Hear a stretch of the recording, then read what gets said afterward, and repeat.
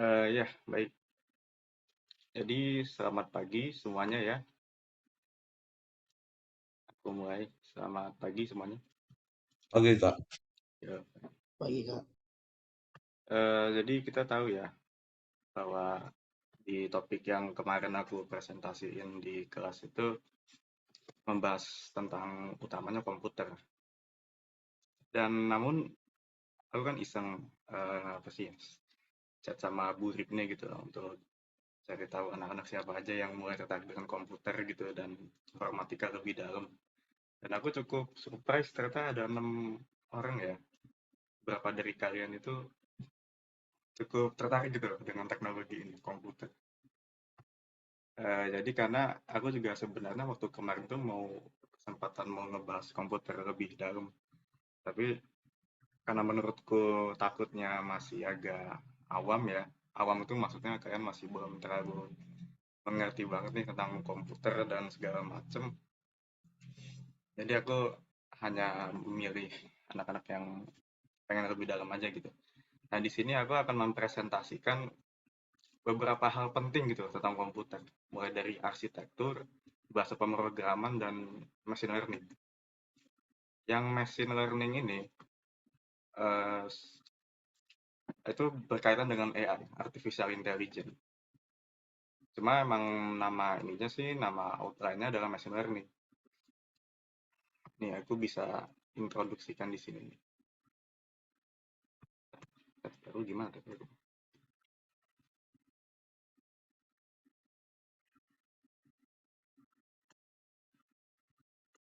Ya, di wetrischool.com. Ini screen share aku ada kan ya? Kelihatan semua kan ya? Kelihatan. kelihatan nggak? Oh, kelihatan apa? Ya, kelihatan Ini enggak? Agak patah-patah enggak? Maksudnya agak lemot gitu enggak? Aman, Kak, aman. Aman ya? aman-aman, Pak. Oke, oke, sip. Nah, jadi di wetrisschools.com ini dia ada wetrisschools.com ini ada yang bagus tentang machine learning. Tapi aku nggak akan membahas lebih dalam machine learning.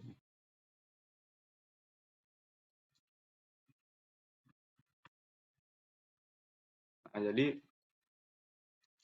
di komputer itu ada yang namanya machine learning ya, yaitu subfield dari artificial intelligence atau kecerdasan buatan. Jadi artificial intelligence itu sebenarnya nggak harus yang kayak semacam chat GPT gitu atau pengenalan gambar segala macam. Tapi artificial intelligence itu sebenarnya cukup kamu membuat komputer untuk berpikir apa yang kamu pengen, maka itu udah termasuk artificial intelligence, kecerdasan buatan karena dia cerdas gitu loh untuk memilih dan menentukannya. Oh, bisa dipindah. Nah, jadi contohnya nih ya, kita pengen bikin apa sih istilahnya desisi apakah cuaca bakal mendung atau tidak. Maksudnya apakah keluar atau tidak gitu loh. Jadi gini, kan kita bikin variabel. Jadi di dalam bahasa programming itu ada yang namanya variabel ya. Aku pakai JavaScript untuk case seperti ini. Variabelnya itu kalau dalam JavaScript bisa pakai const, bisa pakai let, atau bisa pakai var.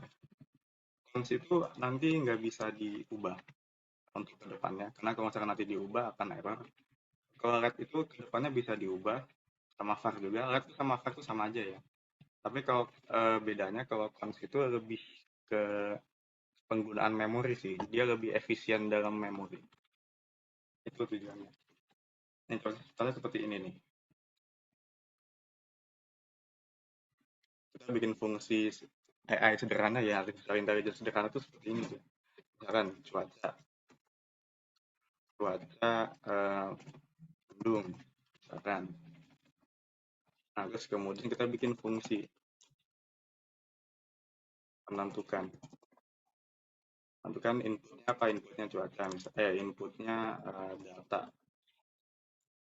Nah, kalau kayak gini namanya datanya berupa string. Nah, misalkan if data sama dengan mendung, maka console.log nggak jadi keluar, itu istilahnya. If data sama-sama dengan, kalau bukan mendung, maka console.log jadi keluar, gitu istilah. Ini sederhana sebenarnya. Namanya decision. Decision itu menentukan pilihan. Nah, ini kita bisa panggil fungsi dalam bahasa programming dengan menantikan cuaca. Kita nggak jadi keluar karena mendung ya.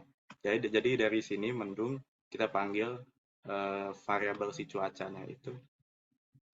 Kemudian dipanggil fungsinya menentukan data. Jadi ini AI sederhana. Misalkan nih awan, cerah misalkan ya. Oh, band ini mau baru datang kalau itu masih benar. Nah, jadi keluar ya. Jadi ini udah berhasil ini. Jadi ini AI sederhana ya. Nah, kemudian ada neural networks. Neural networks itu cara kerjanya adalah kita dari desisi itu beragam-beragam gitu penentuannya. Nih, aku bisa kasih tahu di sini nih. Kan neural networks programming language. Tuh. Nah, jadi karena pada dasarnya di otak kita itu terdiri dari miliaran neurons, triliunan neurons gitu. Si neurons itu akan menentukan pilihan outputnya. Jadi pada dasarnya machine learning itu sebenarnya menentukan output dari input yang kita kasih machine learning itu. Karena istilahnya kan yang namanya manusia kan pasti kan perlu menentukan keputusan kan. Nah, bagaimana kita bisa menirukan bagaimana manusia membuat keputusan. Nah, makanya dibuat algoritma neural networks, perceptrons neural networks. Ini. Cuma emang yang aku kasih tahu tadi itu neural networknya sederhana, cuma begini, begini dan begini doang. Ini kan ada 3 lapis nih. Ini kan ada satu, dua, tiga kan lapisannya. Sementara kalau yang aku bikin cuma satu lapis doang tadi, dari ini sama ini udah selesai. Mulai ini deep learning gitu.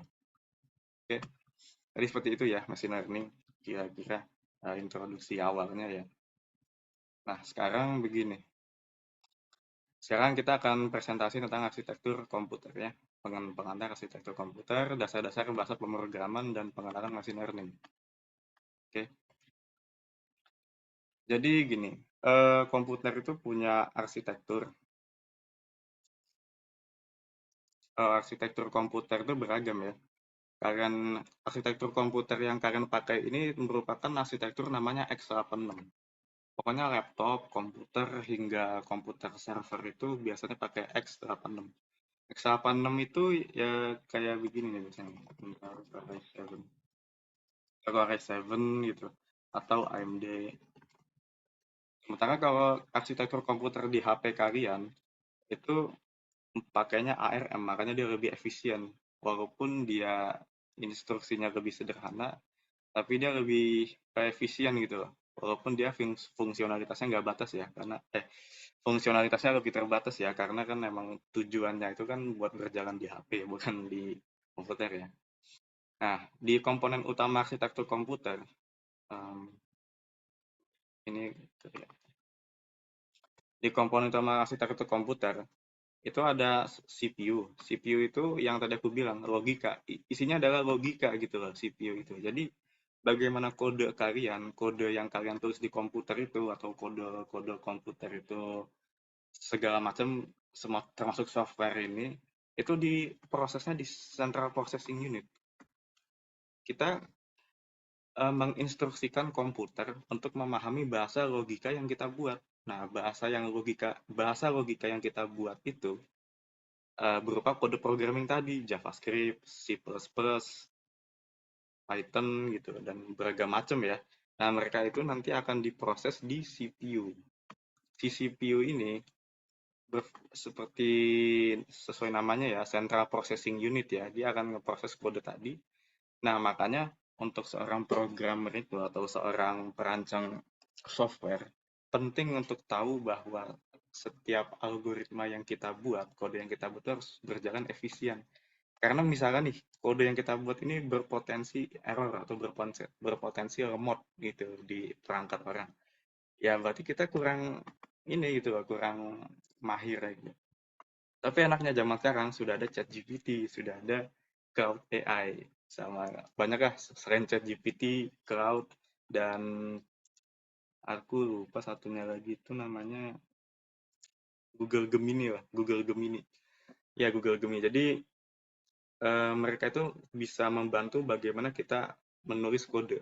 Jadi kalau zaman dulu kita biasanya zaman aku tuh biasanya kalau nulis kode itu kita ya udah kalau misalkan mau cuma buat nulis kode, fungsi kode aja bisa sampai seharian. Kalau zaman sekarang nih apa ya? Zaman sekarang tuh bisa sampai semenit pun jadi semenit. Kan begini, coba buatkan kode tentang apa sih? Implementasi sederhana decision tree di JavaScript. Tuh, langsung tuh zaman sekarang tuh. Class decision tree itu. Nah, tapi ini algoritma rumit tuh. Tapi tentu kalian harus tahu istilahnya tuh nggak bisa langsung nulis. Bentar, ada chat.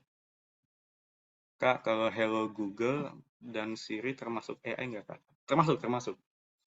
Seperti aku bilang, Google itu kan mengenali suara kita kan, voice recognition gitu. Jadi kita nih ngomong, eh, oke Google gitu. Itu termasuk machine learning karena dia memahami pola pola audio gitu loh, pola suara. Itu namanya voice recognition. Jadi itu untuk mengenali suara yang kita omongin jadi diubah jadi data digital dan itu menggunakan AI, artificial intelligence. Tapi artificial intelligence kecil, skala kecil ya. Kalau skala besar ya kayak gini, chat GPT gitu. Jadi ada yang sesuai si ini bilang, ada artificial intelligence kecil, artificial intelligence besar. Kalau artificial intelligence kecil itu ya kayak tadi, Google Voice, Siri gitu. Hey Siri gitu, langsung tering muncul gitu.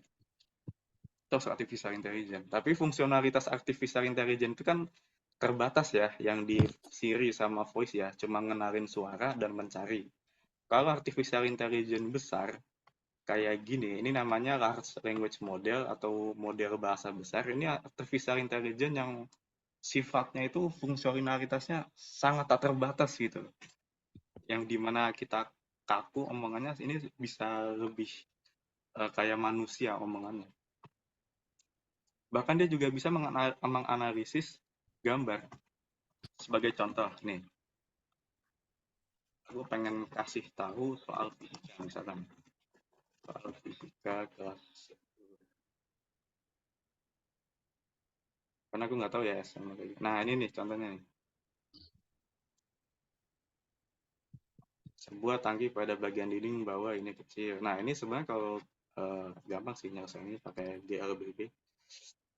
GLBB ini sebenarnya pakai tekanan hidrostatis dan pakai ya gerak lurus jatuh bebas. Nah, kalau misalkan kita mau kasih tahu gambar, kalau misalkan kita mau kasih tahu gambar ke soal ke ini ke AI kan nggak mungkin ya di chat GPT ya, karena dia nggak ada fungsi buat nge-input gambar. Nah, tapi ada cloud AI yang bisa melihat gambar. Jadi kita tinggal copy paste aja nih, copy gambar, terus kemudian kita kita copy paste di sini dan kita lihat. Jadi dia bisa baca gambar, bisa baca teks juga dia. Ini disebut dengan AI besar, tuh kan, di image service physics. However, I can reproduce a copy of the expression I am happy to. Oke, dia fair ya, dia nggak mau jelasin karena takutnya ini copyright. Tapi dia bisa kan baca gambar gitu. Ini sebagai contoh nih, kita bisa suruh AI hitung berapa objek yang ada di misalkan kereta misalkan. Nah ini aku nggak tahu ya.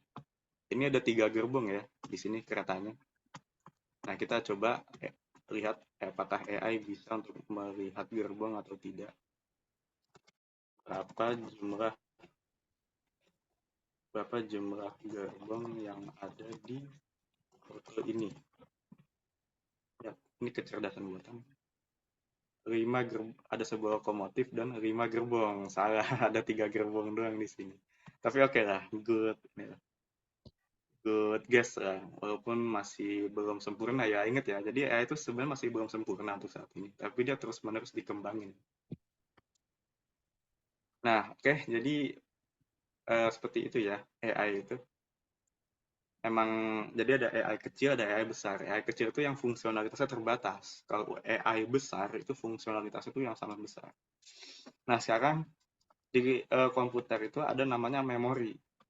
Nah, biasanya kalian penasaran kan, gimana sih, kan nggak mungkin kan kita bisa langsung ngasih kode satu persatu ke CPU kan. Bagaimana dia bisa menyetor variabel gitu. Contohnya kayak variabel yang tadi aku sebutkan di komputer itu. Pasti kan disimpan dulu gitu sebelum diproses. Simpan hasil CPU-nya, kemudian simpan dulu sementara di memori. Nah, itu namanya random access memory atau RAM gitu. Jadi kode yang kalian bikin itu akan disimpan sementara di RAM. Kalau ROM itu adalah kayak HDD, SSD gitu.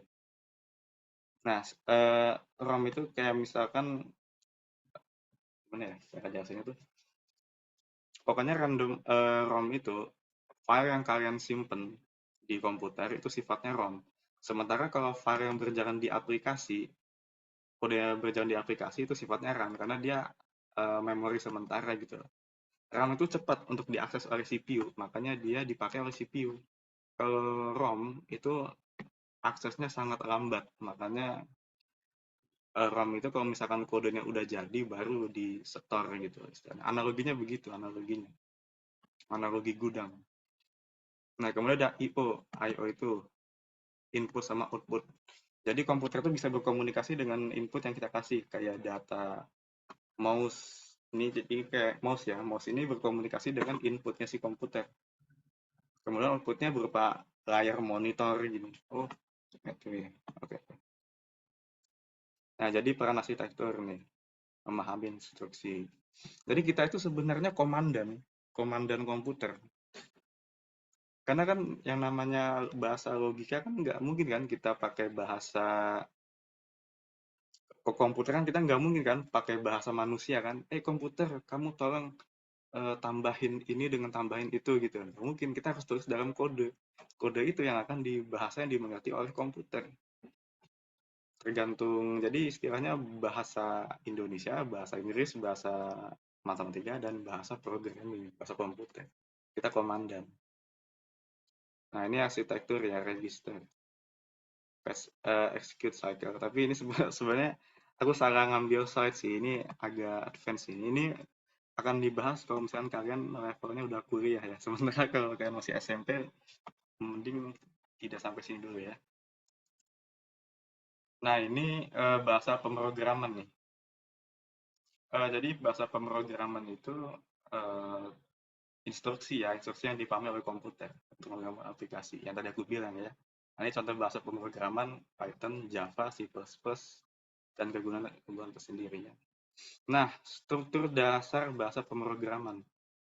Variabel. Jadi variabel yang aku bilang itu penting untuk disimpan dulu. Jadi konsep dasar seperti variabel dan tipe data mungkin program untuk menyimpan dan memanipulasi informasi dalam program. Jadi sebelum kita ngeproses suatu kode di komputer, biasanya kita bikin dulu variabel.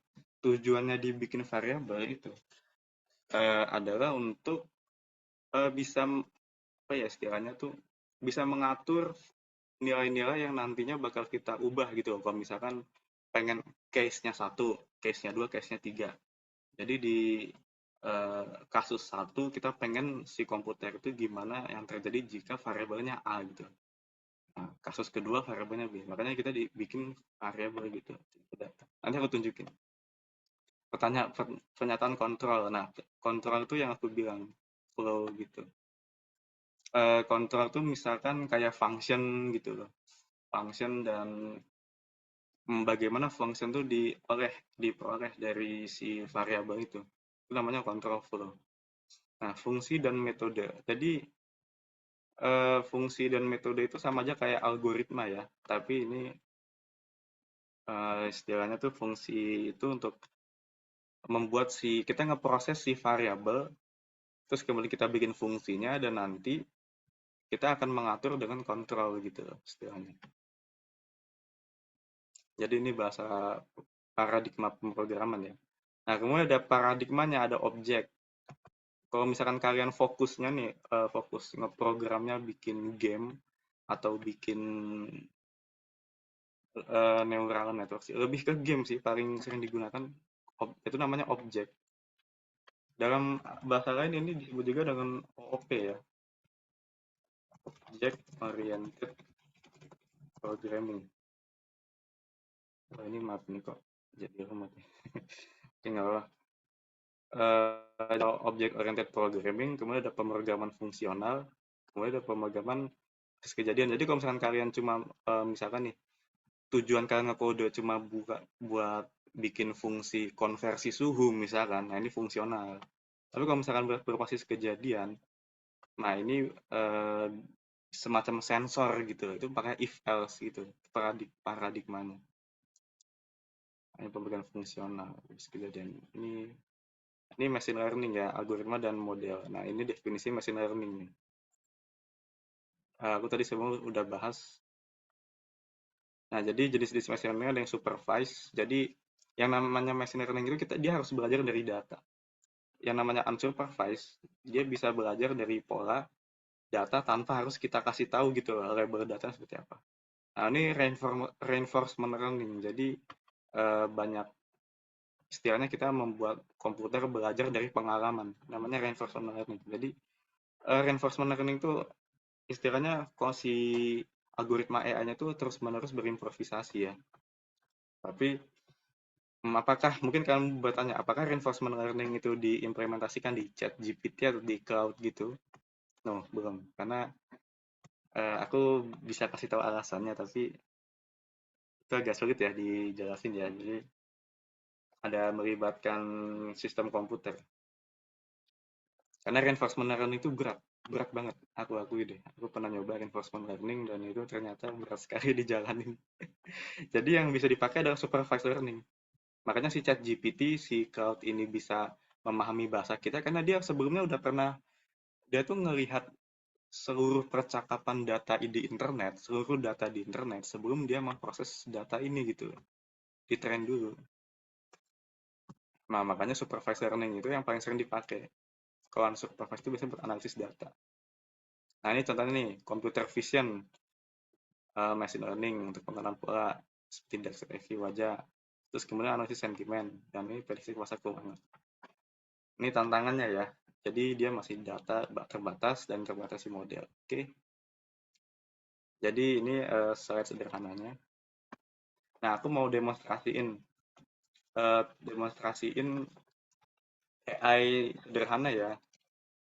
Kita pakai teachable machine with Google. Nah, kita ingin membuat AI yang bisa mengenali apa ya? Ini kan apa ini HP ya? Ini HP, ini staples. Oke, kita bikin AI untuk mengenali ini gambar handphone misalkan. Oh ini staples webcam. Oh nggak bisa ya. Oh ya aku lagi buka zoom sih. Sebentar ya, aku matiin dulu kamera zoomnya berarti. Sebentar. Nah aku pengen nih bikin si komputer mengenali ini gambar handphone, ini gambar staples. Kita berarti buka webcam dulu sebelumnya. Nah oke. Ini aku minggir dulu. Auto itu. Nah ini sampel gambarnya aplikasi. Ya, jadi udah ada 49 gambar. Ini staples ya, aku salah kembali. Staples. Nah, kemudian ini gambar handphone.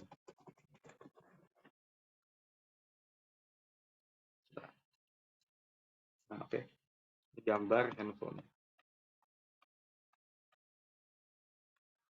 Ini banyak ya.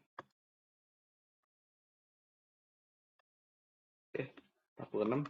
Nah, sekarang kita train model. Jadi metode yang aku sebutkan tadi, supervise, itu nanti kita suruh si AI ini paham gitu. Ini tuh gambar staples, itu gambar handphone gitu. Jadi kita kasih tahu dia data handphone, data staples. Nah, kemudian kita train. Ini dia lihat ya. Dia pertama-tama nge-prepare dulu, train datanya. Sebentar, agak lemot. Oke. Nah, ini dia memahami, tuh dia nge-train. Oke, bisa. Nah, ini ada outputnya nih, staples atau handphone. Ini staples. Nah, mengenali kan, dia gambar ini staples. Kemudian handphone. Nah, tahu dia handphonenya 100%. Jadi, ini adalah implementasi sederhana ya. Ini namanya AI seperti itu disebut dengan computer vision atau citra komputer. Ini staples. Nah, kan, tahu ya dia ya. Ini kan bisa kalian gunain, misalkan kalian mau deteksi apa gitu. Menurut kalian deteksi apa yang bagus buat ini bikin computer vision? Ada yang bisa kasih pendapat nggak? Kebayangin nggak? Buat apa? Aku bisa kasih contoh ya, medis, contohnya medis. Bisa deteksi mana orang yang sakit, mana orang yang enggak, gitu ya. Nah, kalau menurut kalian ada nggak yang bisa kalian implementasiin dari hal kayak gini? Coba.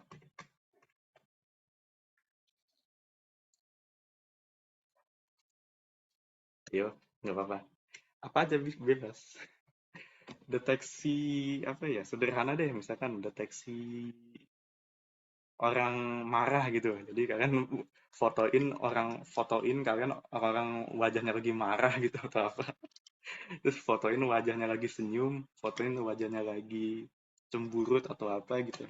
Nanti kalian bisa pakai ini HP gitu loh buat mendeteksi dia marah nggak gitu loh pakai gambar handphone gitu. Itu bisa juga kan? Makanya computer vision itu termasuk apa ya? Termasuk yang paling terus-menerus diteliti gitu loh, karena kegunaannya banyak. Salah satu notable use yang paling terkenal di computer vision adalah deteksi apakah tulang mengandung kanker atau tidak. Ini terobosan terbaru. Terobosan. Nggak terbaru sih, terobosan kira-kira 2016 seingat aku ya. Jadi pada tahun 2016 itu beberapa ilmuwan komputer berhasil membuat model AI kayak gini nih yang aku buat, yang kita saat ini untuk mendeteksi apakah suatu gambar itu mengandung istilahnya pasien yang di-scan hasil tulang itu mengandung kanker atau tidak gitu. Karena kan dokter kan nggak mungkin kan, dokter kan harus ngelihat gambar jutaan pasien, kan nggak mungkin kita punya dokter sampai 1 juta dokter kan. Ngebayangin nggak tuh maksudnya kayak 1 juta dokter gitu loh, dia harus ngecek gambar pasien yang 1 juta juga. Artinya kalau misalkan total pasien ada 1 juta dan harus diproses dalam waktu 1 hari, si dokter pasti nggak bakal tidur tuh.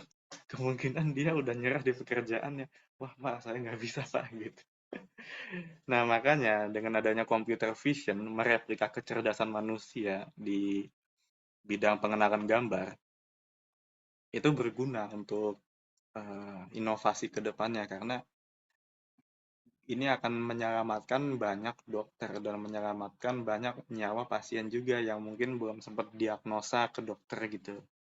Dan ini terus-menerus diteliti. Makanya itu tujuannya kita meneliti seperti ini ya tujuannya seperti itu gitu. Jadi jika kalian bertanya kenapa sih kita buat replika kecerdasan manusia untuk mengenali objek gambar ya karena tujuannya untuk ini gitu. Ini aku bisa kasih tahu ya. Bagus kayak gini. Oke. Ini aku juga bisa membuat hal yang lain ya, nggak harus kayak begini. Sebagai contoh. Oke, kita sebagai contoh nih mengenali yang lebih susah lah istilahnya. Contoh. Ini mengenali ini apa sih namanya deodoran. Terus kemudian ini sisir. Oke, kita bikin lagi ya. Coba. Sisir. Oh, atau tiga. Kita juga bisa lebih dari satu kok. Bisa bikin tiga. Sisir, deodoran, terus nah, ini Raffi misalkan.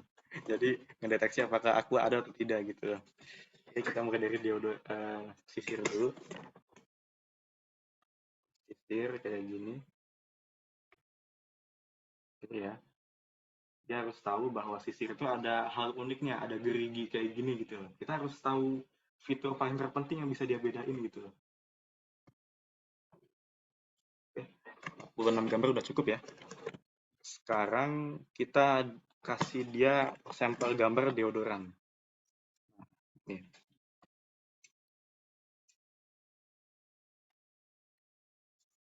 deodoran.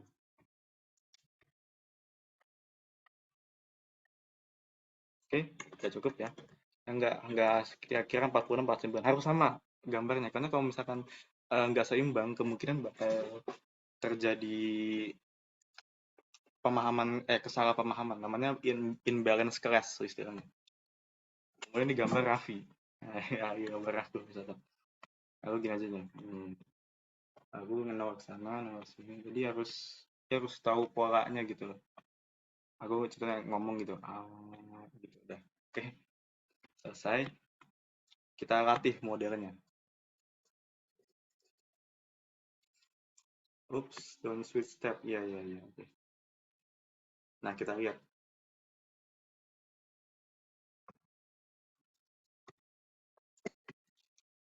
Oke, dia mengenali ini Raffi ya. 100% dia. 100% yakin kalau ini ada aku. Nah, ini kalau gambar tembok kosong gini. Here,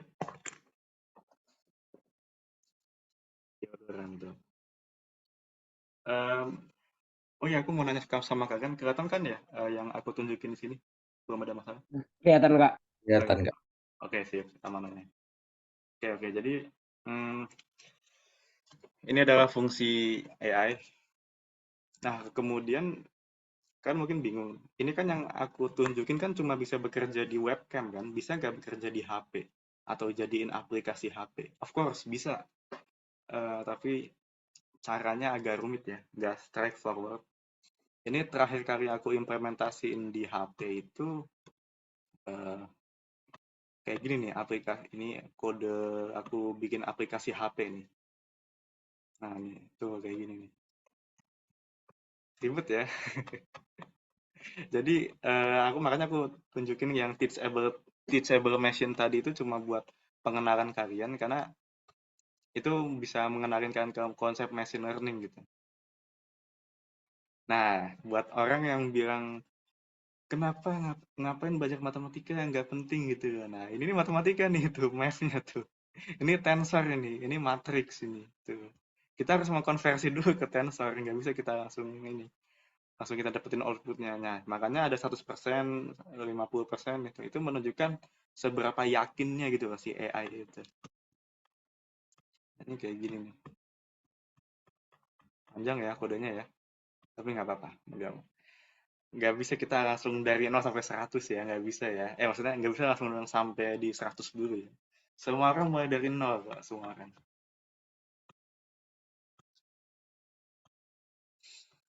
Dan aku sebenarnya aku nggak salah pernah bikin aplikasi HP nya.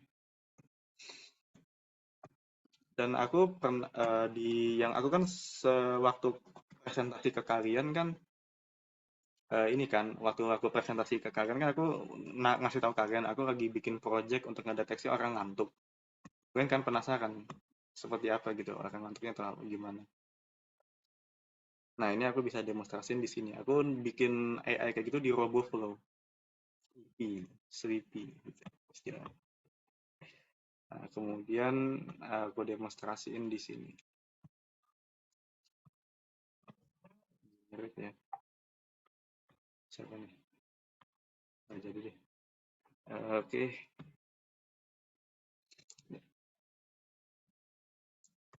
Jadi yang aku demonstrasiin tadi itu masih agak sederhana. Nah, versi rumitnya kalian bisa bikin object detection. Sebentar ya, agak agak delay ya. Ini karena ini berat sih. Nah, ya tuh. Jadi aku bisa ngedeteksi apakah aku ngantuk atau tidak dengan model AI seperti ini. Ini model AI seperti ini disebut dengan object detection. Misalkan aku nutup mata, misalkan nih. Nanti ketutup ya, kedeteksi tutup matanya. Nah, ini mata terbuka.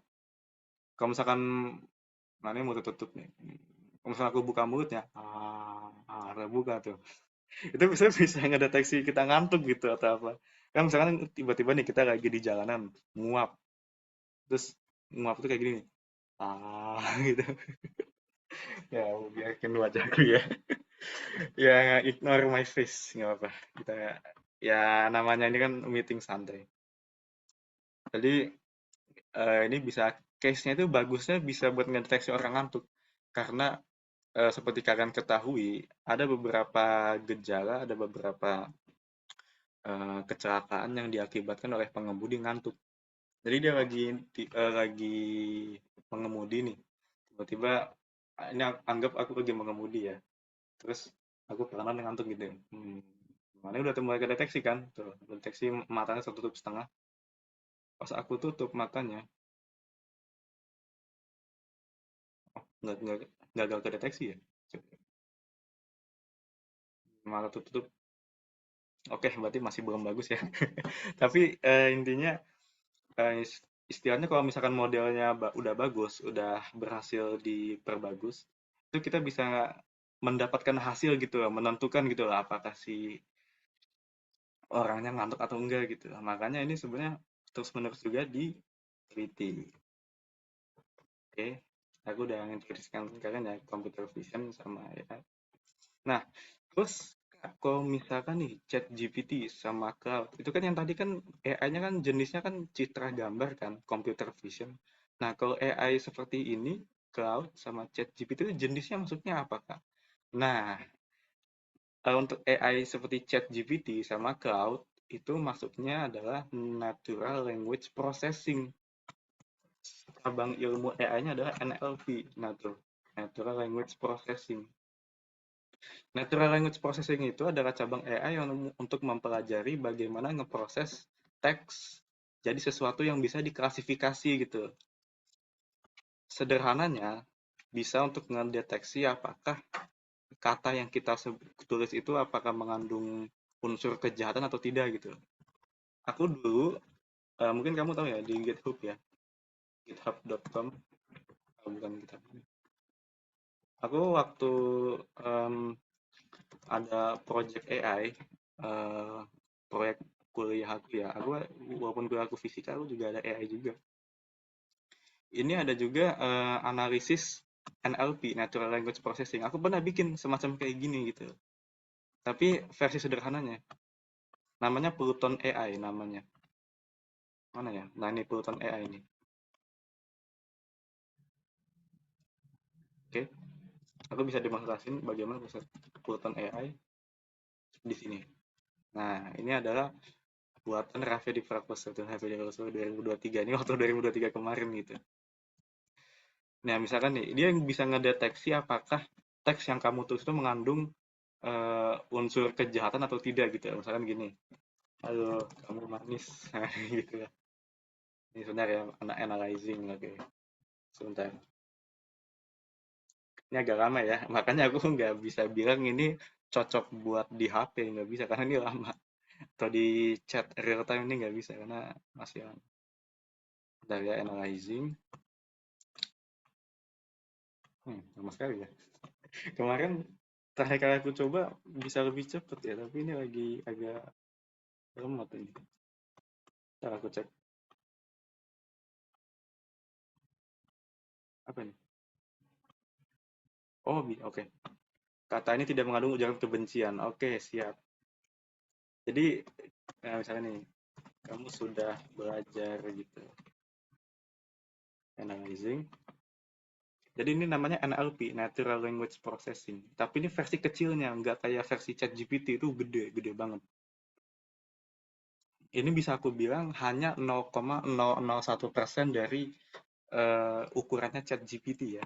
Ini intinya ChatGPT tapi versi kecilnya ini, nggak bisa versi gede. Jangan ujaran kebencian. Nah, oke ya, jangan ujaran kebencian. Nah, ini oke, ini tujuannya untuk edukasi ya. Aku nggak ngajarin kalian untuk membuat kata-kata seperti ini. Ini ingat ya, tujuannya untuk edukasi ya. Sekarang kita tulis, lu, bu, lu, nah misalkan gini, analyzing, mengandung ujaran kebencian, kan, termasuk kuat, sasaran kelompok, oke. Lu, Jawa. Aku waktu aku demonstrasi emang harus nulis kata-kata kayak gini, jadi kita sempat ketawa-ketawa juga sih. Nah, ini mengandung ujaran kebencian gitu. Misalnya gini, tapi kan masalahnya gini loh, kita bisa aja bikin pendeteksi kata-kata kebencian dengan mendeteksi mengandung kata-kata kasar kan. Misalkan di suatu teks itu mengandung kata kayak eh, gop, ans gitu atau segala macam gitu. Nah, tapi masalahnya kata kayak begitu belum tentu bisa ngedeteksi ujaran kebencian. Gimana kalau misalkan kata-kata yang terus apa sih? Kata-kata yang dikirim tuh misalnya kayak gini. Lu nya aja yang nggak bisa gitu loh. Kan cara nggak langsung kan itu agak agresif kan. Nah, makanya ini AI itu bisa menyelesaikan masalah seperti itu gitu. Ini aku contohnya. Lu nya aja yang nggak bisa analyzing, ujaran kebencian kan, pasti kuat kan, yang nggak bisa. Atau enggak kamu sih ya cantik kayak begini, gagal ya. Oke, oke, terakhir kali aku coba bisa sih tapi ininya aja yang malas. Oh, tidak mau jadi pembencian ya, nggak tahu deh, coba kita bandingin dengan ChatGPT.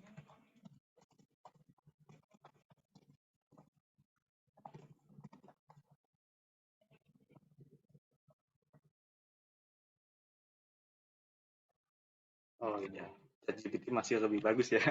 Kalau versi aku kan lebih sederhana ya, jadi intinya gini. Jadi aku cuma mau demonstrasiin natural language processing itu seperti ini ya. Oh ya maaf, ini aku ada yang nelfon sebentar.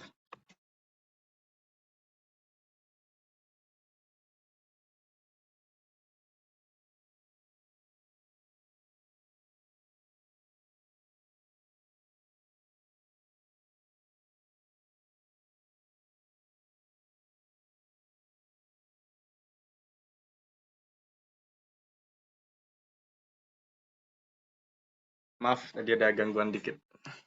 Jadi kalian bisa, kalau kalian penasaran dengan aplikasinya kan bisa buka ini ya. Nih aku kasih tahu di chat nih. Mana? Sini ya. Nah nih, kalau kalian penasaran. Jadi kenapa aku bikin GitHub gitu? Nanti aku saranin kalian bikin GitHub karena tempat kita nulis kode itu kan nggak bisa di Google Drive. Karena di Google Drive itu kita nggak bisa ngedemonstrasiin gitu loh apa yang kita buat. Sementara kalau Google GitHub itu bisa. Makanya aku saranin di GitHub aja. Karena aku bikin gini aja di GitHub.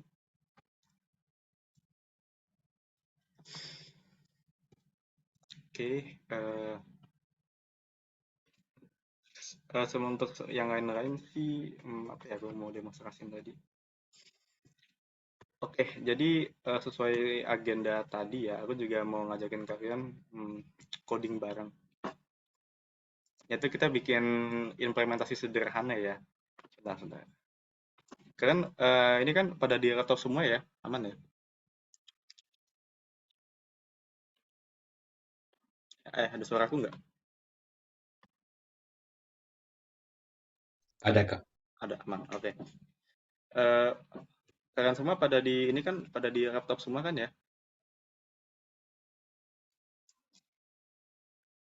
Karena gini Ben ya, kayaknya enggak, Kak. kenapa? Ben nggak pakai laptop dia, kayaknya. Hmm, coba, bentar, bentar. Karena gini, aku mau ngasih link ke kalian. Oke, kita bisa bikin ini gitu. Kita bisa bikin, aku pengen ngasih tahu sederhana gitu. Hal sederhana dari coding. Jadi kita ngodingnya nggak perlu download Visual Studio Code, tapi kalian bisa ngoding di browser. Oh, pakai tuh katanya tuh di chat tuh. Langsung ada testimoni langsung ya. Nah, nanti gini, bentar ya. Nanti pakai, kalian nanti masuknya anonymous. Jadi aku copy link ya. Ini aku demonstrasin. Kan aku kan kasih kalian nanti link Visual Studio Code. Nah, ini nanti kalian copy di sini. Ini abaikan berita-beritanya ya. Emang berita Bing itu kayak begini. Nah, ini, nah nanti ada muncul kayak continue in web, terus continue as anonymous ya. Ini nanti continue as anonymous. Pilih nama kalian, nanti namanya siapa? Raffi misalkan. Atau enggak ceritanya namaku itu uh, Kurkuma misalkan. Aku suka Kurkuma. Nanti aku accept di sini. Oke, okay. Accept read write ya. Nah, oke, okay. Kalian bisa nanti bisa coding bersama aku nih. React.js. Halo. Nah, di sini di tampilan aku juga ada halo tuh kan tuh. Halo tuh ini. Jadi semacam multiplayer ya, coding multiplayer gitu. Kita saling bisa sambil ngedit kode satu sama lain. Tapi jangan sambil ngerusak kode ya, awas ya. Karena of course bebas apa sih?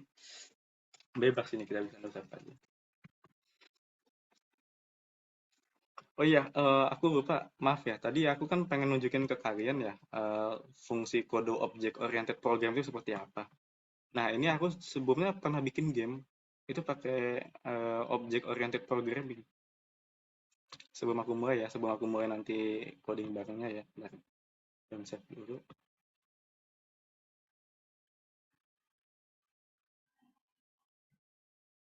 Nah, jadi paradigma program itu kayak begini nih, tadi itu yang aku jelasin. Ini aku bikin game, aku nggak pakai Unity, aku nggak pakai game engine, aku murni dari JavaScript. Ini aku bisa tunjukin nih. UPM Run Dev. Aku waktu itu pernah bikin game sederhana, dan yang namanya kalau game, kita kan mau bikin tuh player baru, pemain baru, musuh baru gitu. Nah itu pakainya ini new. Itu kan new WebGL canvas ini kalau udah pakai new, kalau udah pakai class gitu berarti object oriented. Nah ini gamenya kayak gini nih. Total cost 3.000. Oh gagal. Aku lupa ini versi terbaru.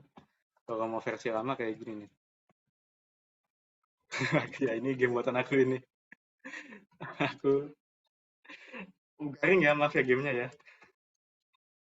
Gitu kan. Tuh, game ini dibuat dengan Icarus Engine. Nah gitu lah. Ini nggak banyak game sih, nggak banyak fungsionalitasnya sih.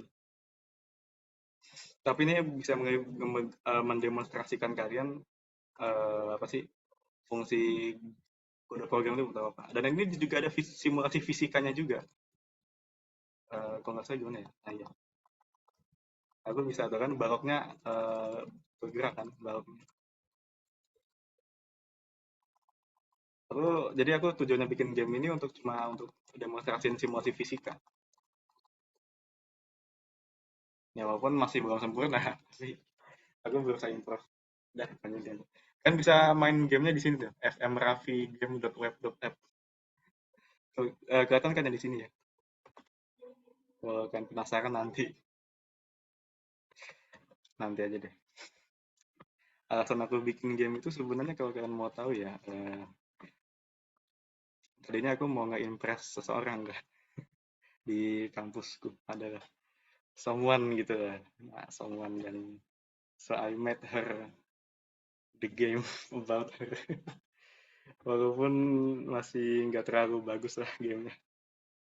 Biasa ya namanya love story kampus ya gitu kadang-kadang. Oke, Jadi cukup kita sekarang mulai multiplayernya. Aku share ya.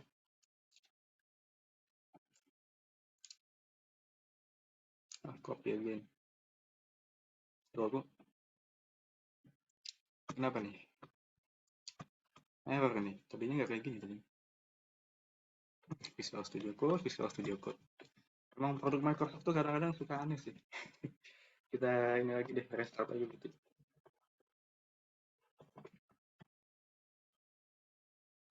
Oke, benar. Oh iya, siap. Ben.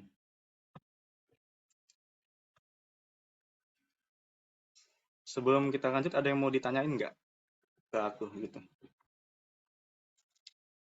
Misalkan dari materi tadi gitu. Bebas, mau nanya apa aja. Kak, Ya, kalau tadi yang misalnya yang di game itu buat karakternya itu pakai data juga atau bisa import dari foto atau gimana gitu? nah, kalau kamu penasaran asetnya, bagaimana kamu membuat aset di game itu pakai gambar. Oh, Jadi aku cara kerjanya begini kan nggak mungkin kan kita pakai Math gitu sepenuhnya gitu untuk membuat gambar kan. Kita juga bisa pakai gambar dari internet gitu loh. Kemudian kita crop ke ukuran yang masuk di gamenya gitu. Aku nyimpen gamenya di sini nggak salah. Bentar, bentar.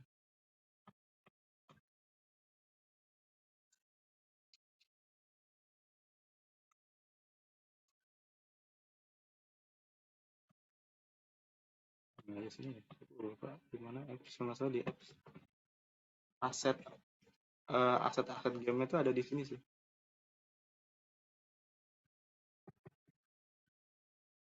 Bentar, bentar. My game masalah. Nah, itu tuh, kalau kalian mau penasaran aset game yang tadi digunakan kayak gini nih. Jadi bisa kalian lihat ya transparan ya. Aku pakai PNG. Ini karakter-karakter yang aku bikin. Jadi ini animasi ketika dia jalan. Karena nanti di logic kodenya ketika kita mencet jalan nanti dia akan ini gitu berubah-ubah gini-gini. Kemudian ini aset-aset lainnya gitu. Ini aset aku, ini aset kotanya kayak gini nih. Ini biasanya aset-aset yang digunain game biasanya kayak begini nih. Cuma aku karena nggak niat bikin gamenya jadi ya sederhana doang, nggak banyak ya. Aku dulu waktu itu punya aset-aset aneh-aneh gitu dulu. Aku apa aja aku ambil.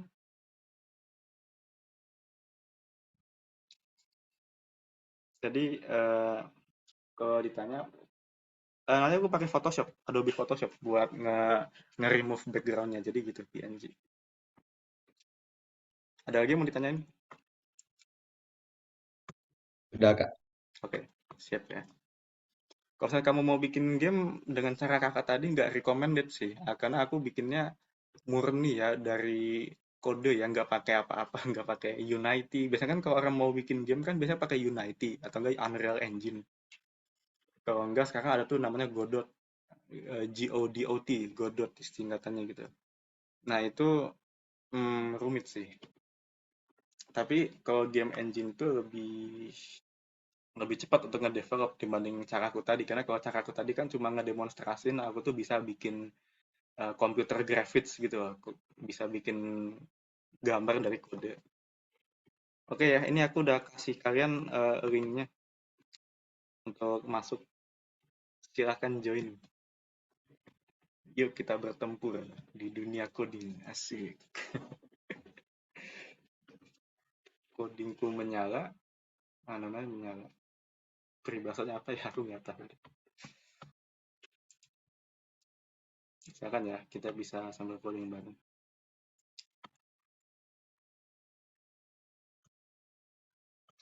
Of course, kalian juga bisa pakai chat GPT ya. Jadi, kalau misalnya nanti kalian bingung, of course, chat GPT, cloud, atau apapun, oh, silahkan. Nanti anonimus ya, kalau kalian ditanya apakah ininya pakai nama apa, pakai nama anonimus, oke? Okay?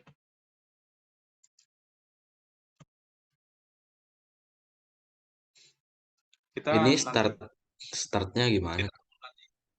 kenapa?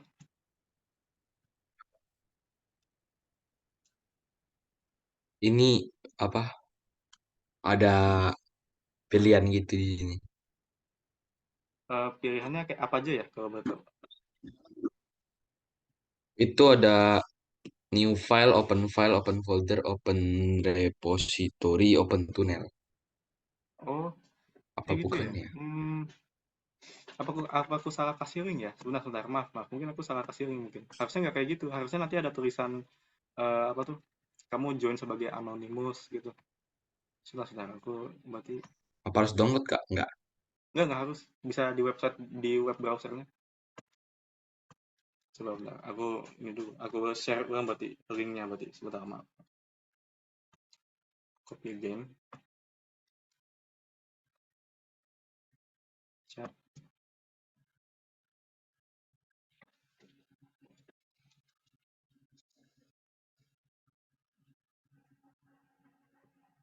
Kalian juga bisa nge-export teachable machine ya nanti buat coba-coba.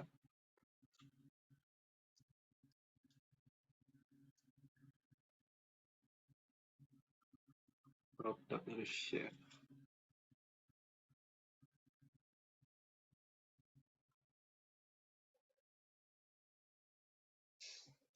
Aku pengen ini sih bikin kita nanti pas selesai maksudnya project impian aku sih kita bisa bikin project AI sih artificial intelligence di bidang computer vision ya di bidang citra komputer jadi kita bisa membuat komputer untuk menganalisis gambar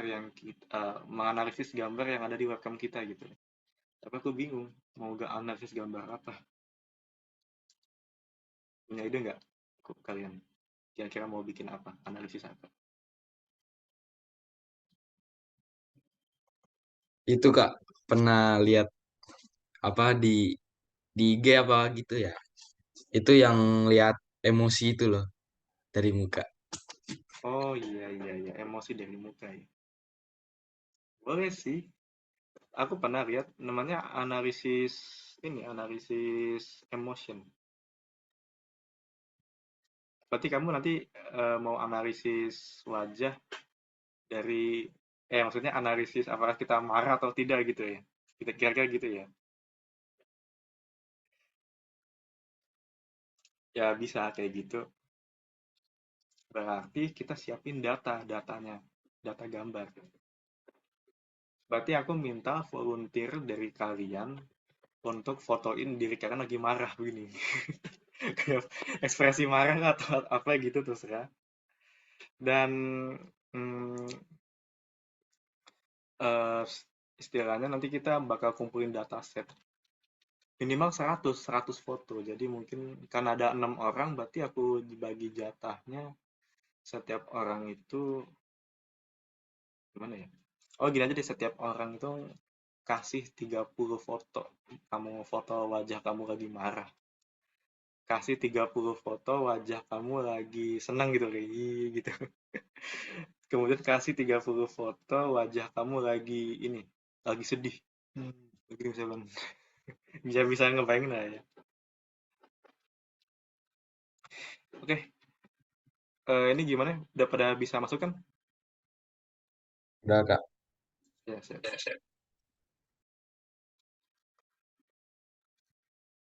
Jadi gini ya, ini aku kasih tahu lagi nih di link. Jadi copy linknya, terus kemudian paste di web browsernya. Terus nanti ini di ujung kanan bawah nih, di ujung kanan bawah itu nanti bakal ada ini. Nah tuh, continue as anonymous. Tuh, di ujung kanan bawah sini nih. Terus kemudian tulis nama kamu siapa. Kan, misalkan kamu Gabriel ya.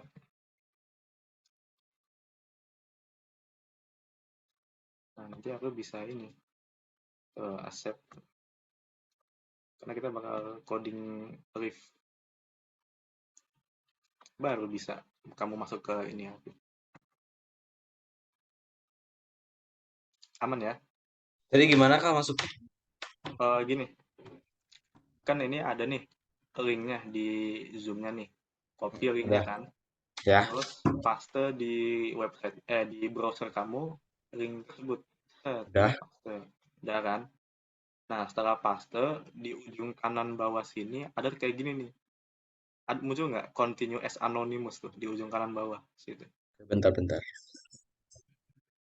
Pokoknya klik continue as anonymous pokoknya. Nah, setelah kamu klik continue as anonymous, nanti kan ada tuh masukin nama kamu siapa gitu atau itu atau ya pokoknya nama kamu lah, terserah bebas.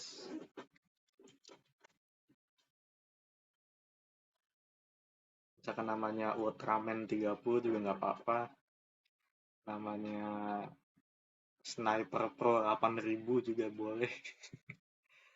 Tapi usahain nama kamu ya, nama asli ya. Karena kalau nama nama kayak gitu aku nggak tahu ini siapa yang join gitu. Sniper Pro 3000. Nggak ada Kak namanya. Nggak ada itunya. Tombol itunya. Nggak ada, serius. Oh, nggak ada ya. Kemarin waktu aku sama grup aku bisa.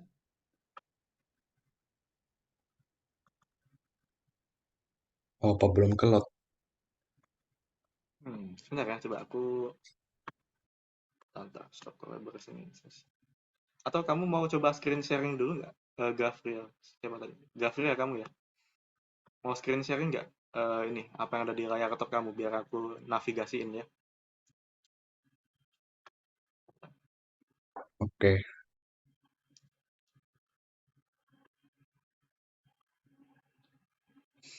Ntar aku kirim link baru lagi aja berarti.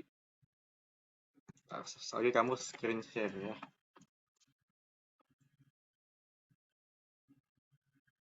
Stop share. Coba kamu siapa? Gavriel ya? Tahu kan ya cara screen share ya di laptop? Oh iya, oke oke.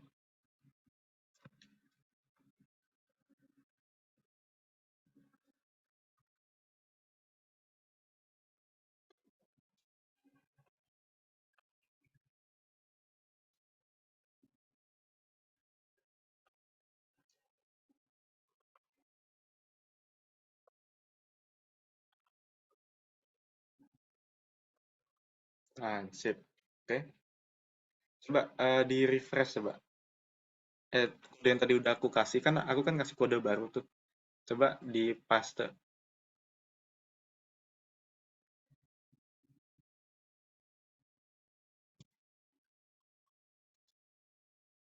Oke, coba enter ya.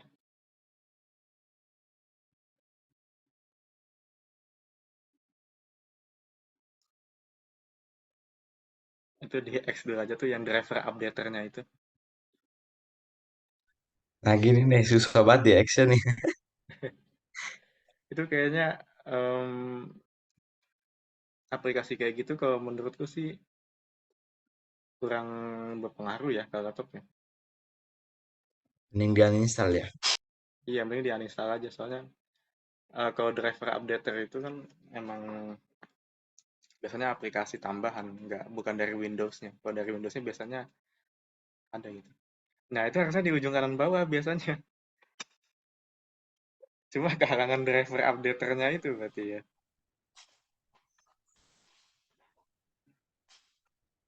Nah, ini gimana, Kak? Ya, apa? Bentar.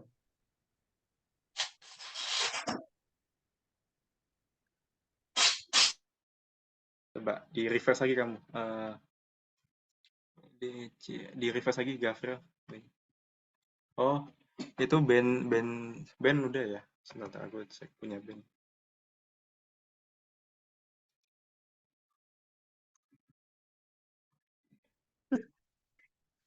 Itu continue as anonymous tuh band di ujung kanan bawah ada nggak? Nggak ada ya? Gak ada. Oh, coba di refresh lagi coba ininya webnya. Pokoknya sampai muncul di kanan bawah. Masih nggak ada. Nggak ada juga ya? Kok aneh ya? Kok temenku gak bisa? Bentar, aku mau tanya dulu deh. Bentar.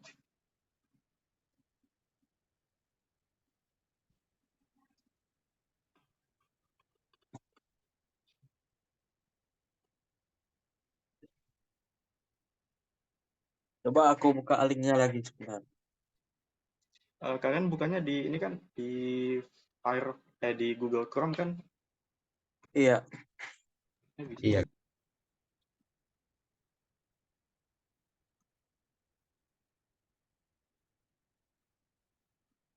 Menarik, menarik.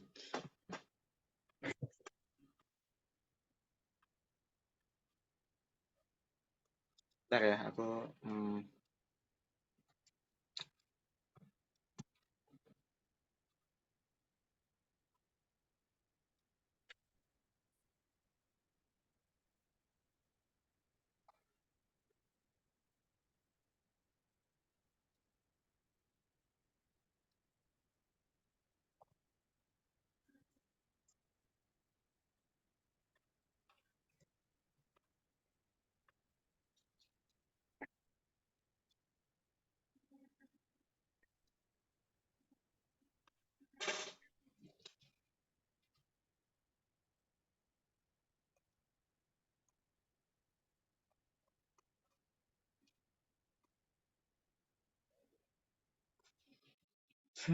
ada-ada aja. Berarti ini masalah baru nih.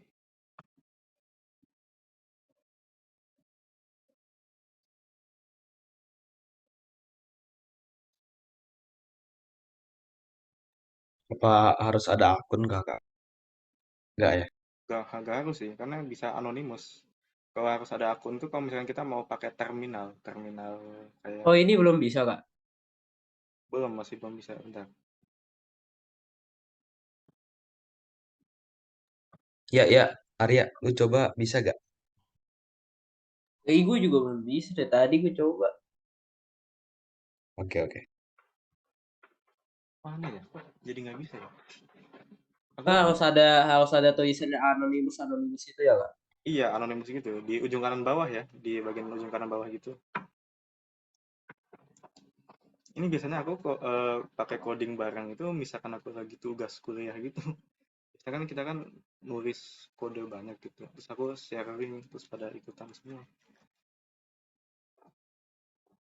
Tak, mudah-mudahan ini bisa. Ah, jangan sampai nggak bisa.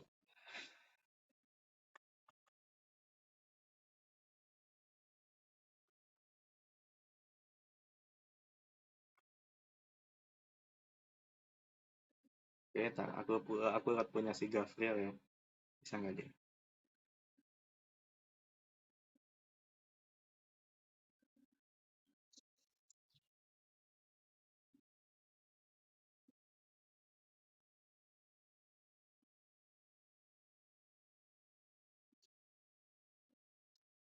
Tunggu sebentar. Harusnya di ujung kanan bawah sih harusnya. Biasanya nunggu beberapa saat dulu baru muncul biasanya. Karena kan activating extension.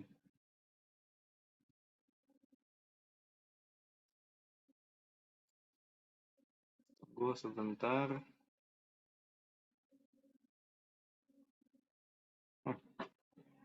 Oh, shit. Tuh ada tuh kayaknya. Oh, bukan deh, bukan.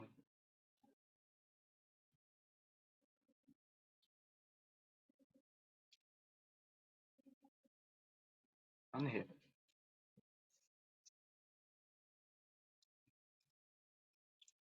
Iya tuh. Wah, kacau ini. Lagi bermasalah kayaknya nih.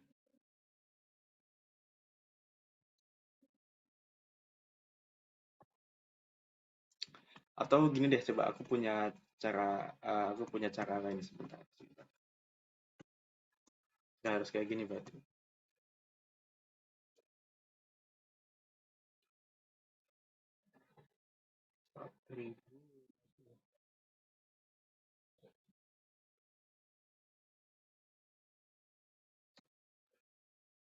Ntar ya, aku mau ngetes dulu sebentar.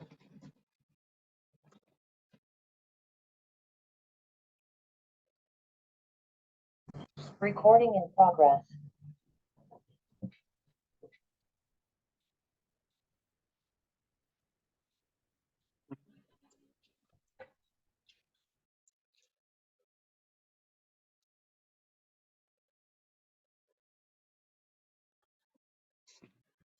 Oke deh, berarti masih ngebug sih ini. Nanti aku mungkin ke depannya bakal aku ini deh. Kan untuk sementara kita nggak bisa live sharing dulu deh. Ini maaf ya, tiba-tiba jadi ada begini.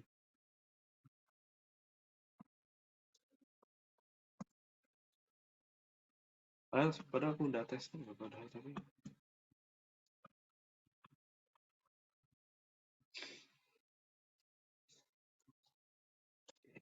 invite others, copy link. Yang lain gimana? Yang lain ada masalah juga nggak yang lain?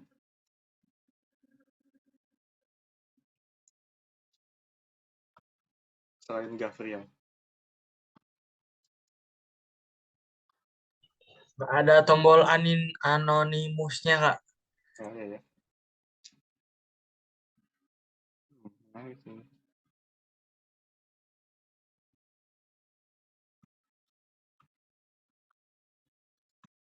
Sebentar, aku coba cara terakhir deh. Nah,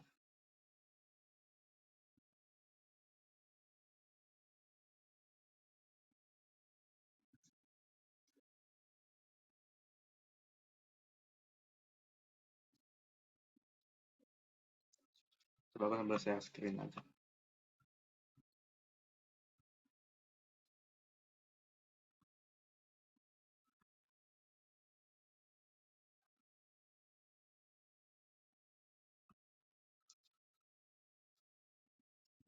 Tidak ada ya. Kacau cuy. Tiba-tiba jadi kayak begini.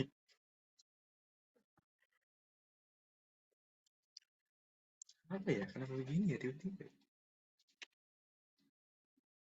Oh, aku mau tanya teman aku dulu deh. Waktu kemarin tuh pada ini nggak? Pada sign in nggak? Sign in.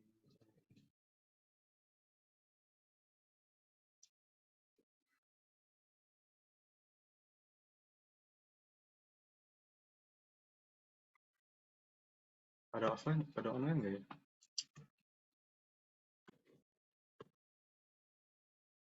Oh iya, pakai Discord sih kalau ini.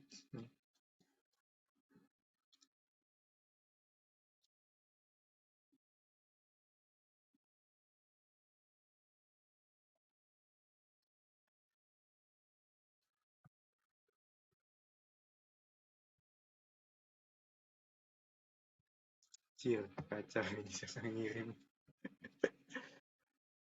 Aduh, lagi pada nggak offline lagi. Jadi udah aku tanya aja nanti. Yaudah guys, berarti gini aja deh. Ini berarti untuk sementara kita nggak bisa sesi coding bareng ya. Nanti aku mau fix deh ini gimana caranya. Soalnya tiba-tiba ini terjadi bug yang sangat misteri ya. Sebelumnya harusnya bisa sebelumnya. Karena biasanya kan kalau waktu kemarin itu aku kan pakai link itu dikasih, terus pada buka web browsernya kan. Sudah buka web browsernya ini pada bisa semua. Dan sekarang, nah kenapa jadi kayak begini? Nah juga sih berarti ini. Nanti aku kasih tau deh. Atau mungkin nanti aku saranin kalian install Visual Studio Code aja ya di rekan masing-masing ya untuk kedepannya ya. Karena ini aku waktunya udah 10 menit lagi, ini aku harus mau ada urusan lagi soalnya aku 10 lagi. 10.30 kita udah mau selesai.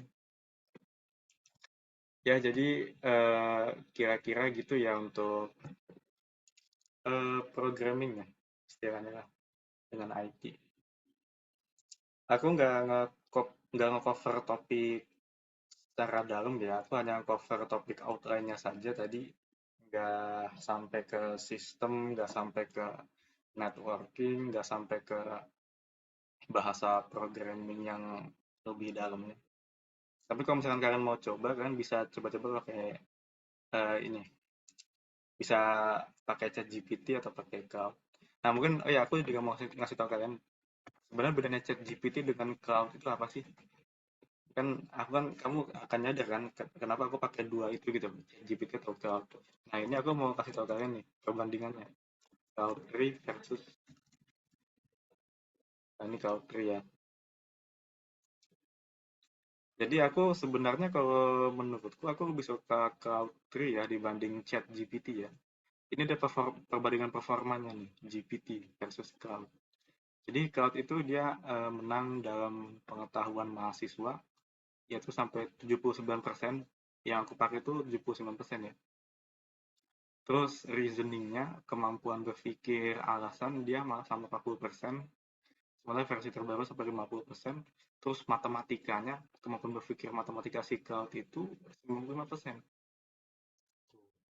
Performanya tinggi jika kamu lihat. Makanya aku lebih sering pakai Cloud dibanding GPT. Plus si Cloud itu dia juga bisa pakai gambar. Kamu input gambar nih, atau enggak input PDF. Misalkan ini PDF tentang, jadi ke sini arahnya. Oke. Nah, misalkan nih, aku mau, ini kan research paper ya, ini kan tentang kertas riset nih. Aku nggak ngerti nih ceritanya isi kertas riset ini tentang apa gitu. Aku bisa tanya ke, terus masukin file PDF-nya ke dia gitu. Terus aku tanya dia, dari kertas riset itu apa kesimpulannya gitu loh. Karena aku nggak tahu apa kesimpulannya dan topik penelitiannya tentang apa.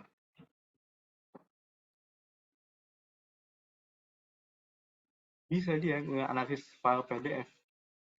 Nih, kita lihat nih. Kesimpulan deh. Jadi tuh kan.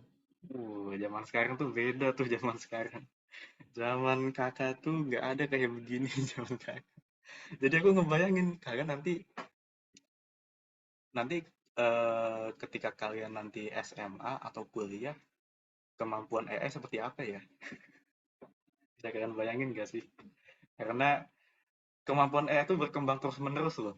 Aku nggak bisa bilang kalau AI zaman sekarang tuh nggak capable, aku nggak bisa. Karena kalau aku bilang, AI mah masih agak bodoh, siapa tahu tahun ke depannya ada yang lebih pintar dibanding ini. Dan ada yang lebih lebih canggih kan, who knows ya. Atau siapa tahu nanti ke depannya HP kalian bisa berpikir seperti manusia. Kan who knows ya. Nggak bayangin nggak kalian ke depannya kayak gimana? Coba. Ada yang mau kasih ini nggak? Ada yang mau kasih pendapat nggak kira-kira AI ke depannya kayak gimana nih?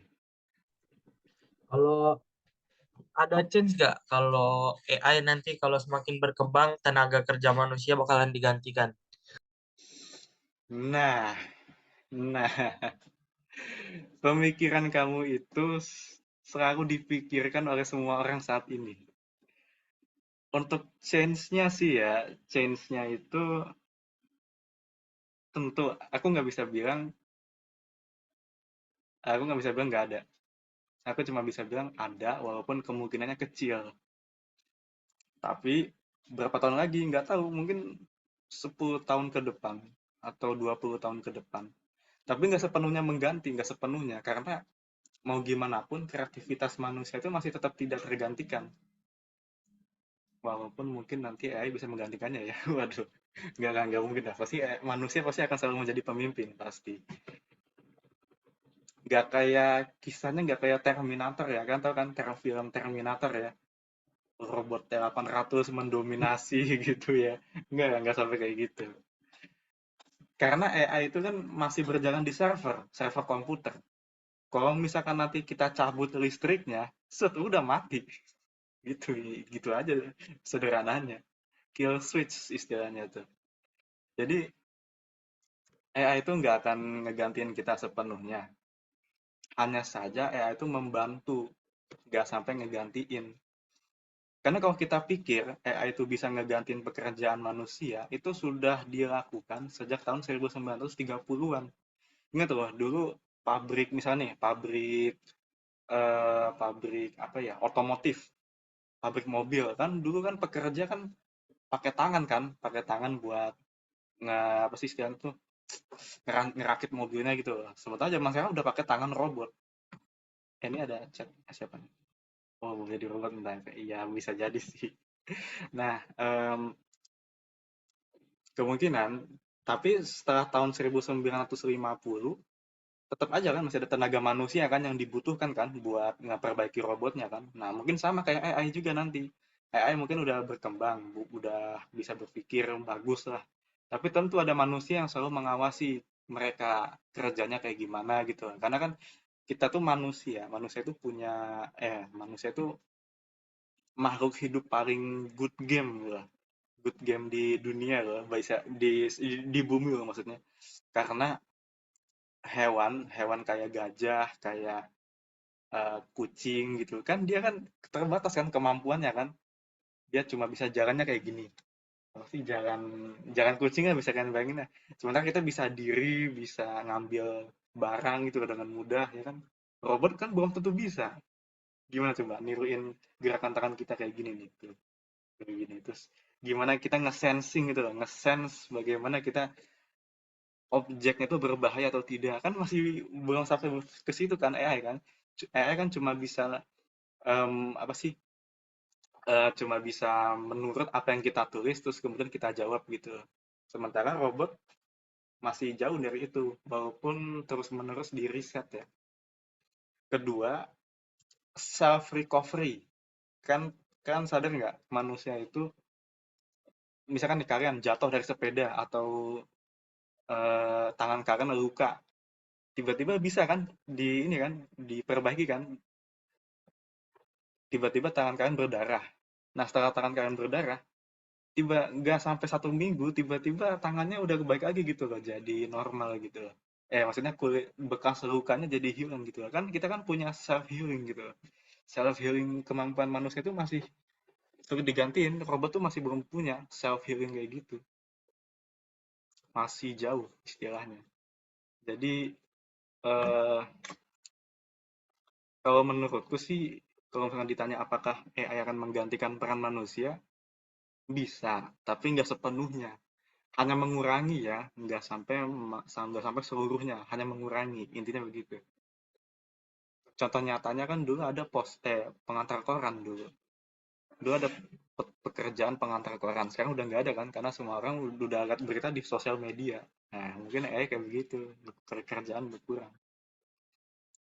Eka ada lagi nggak punya pendapat? Ada yang mau ditanyain nggak tentang AI, the future of AI itu seperti apa gitu? Karena emang seru sih kalau dibilang, kalau diteliti di terus menerus emang seru sih menurutku emang. Karena pihak dari manapun juga pada bingung. Bahkan kalian tahu ya deepfake ya, tahu nggak video deepfake? Kayak video orang joget-joget gitu lah, goyang nasi padang atau apa, tapi diganti jadi karakternya di Oh, oh, kayak video kalian gitu lah. Itu bisa itu kena ulah AI itu, tahu ya?